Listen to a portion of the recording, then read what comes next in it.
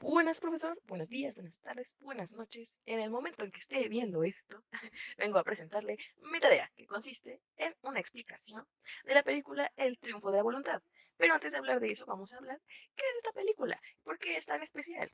El triunfo de la voluntad es una película de propaganda nacional socialista. Fue dirigida por Leni Riefenstahl. y muestra el desarrollo del Congreso del Partido Nazi en 1934.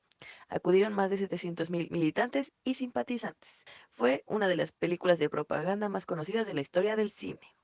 Las técnicas utilizadas Riefenstahl.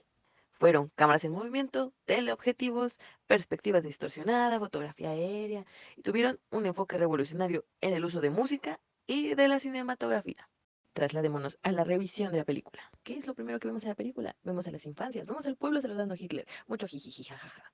Los vemos por la noche, teniendo una orquesta, vemos los campamentos en el ejército, cómo se lavan, cómo juegan y cómo hacen sus tareas felices. Los vemos luchar entre ellos y divertirse. Es aquí donde les presentaré a Abraham A. Moles, en la lectura de La imagen, comunicación funcional.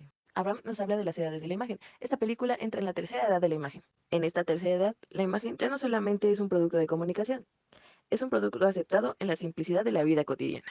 La imagen ya es hecha móvil y privada, ya está al alcance de mayores grupos sociales. Esta se escurre a través de la pantalla familiar, bajo el nombre de televisión. El autor entonces nos cuestiona si un simulacro puede reemplazar a lo real, o si en ocasiones puede superarlo. ¿Es acaso la imagen más fuerte que lo real? ¿Qué es lo que el director quería decirnos a través de estas imágenes de unión, de personas felices o incluso de respeto hacia los líderes, sabiendo que de contexto había una guerra? No percibimos el mensaje de forma consciente, pues la idea de este se vuelve secundaria en relación con la cristalización de un pedazo del mundo, de ese momento en cuestión. En el documental se presume de caballos, autos, armamento, carretas y un gran número de soldados. También se nos muestra a Hitler teniendo un trato más personal con ciertos soldados, sobre todo con los jóvenes.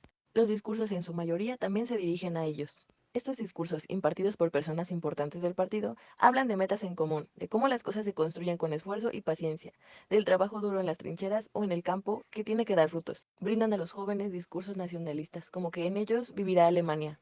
Pero ¿cómo respondían los jóvenes al Partido Nacional Socialista? La profesora Blanca Estela López Pérez, en Dos lecturas sobre pedagogía y cultura desde los autores de Bauhaus, habla sobre el tema. La lectura nos contextualiza más sobre este video, pues se da en Alemania, cuando el partido nazi iba en ascenso. El nacimiento de Bauhaus se ve un poco impulsado por la necesidad de Alemania para industrializarse.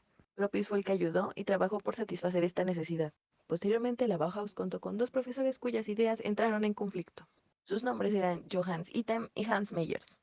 Itten quería que los jóvenes diseñadores exploraran, tuvieran libertad y reconexión con el arte. Él pensaba que algo en la juventud se estaba perdiendo por los ciclos de repetición hiperracionales a los que se veían sometidos. Para estos jóvenes era más fácil integrarse a cadenas de producción donde se reforzara la pertenencia y la participación, además de acatar órdenes por parte de líderes carismáticos y severos. Itten veía el diseño como un proceso de autoconocimiento, dándole un lugar importante a la subjetividad sensible del diseñador. Y también creó una especie de secta de pelones obsesionados por un cuerpo geométrico, pero bueno.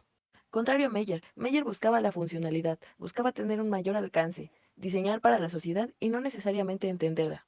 Teniendo estos valores nacionalistas más arraigados, diseñando para un pueblo enojado, que ha pasado por carencias y el sufrimiento de las guerras.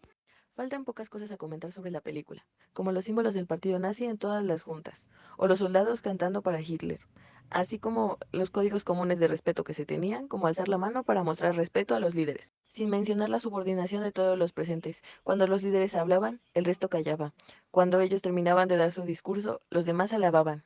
Minutos y minutos de respetuosos saludos y alabanzas. Quien nos ayudará a explicar esto es George Ritzen en su lectura El funcionalismo estructural y la alternativa de la teoría del conflicto.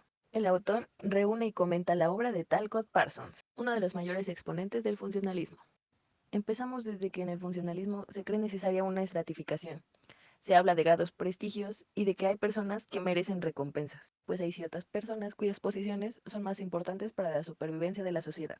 Enumera las características que tiene que tener una sociedad para sobrevivir, y es aquí donde podemos encontrarnos con el propósito de la película.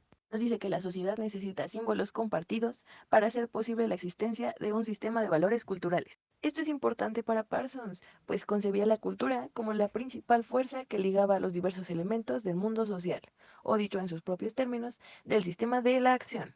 ¿Cómo influye la cultura en la gente? Influye en sus normas y valores y en el sistema de la personalidad que es internalizada por el actor. Es sorprendente la fuerza de un mensaje, ¿no?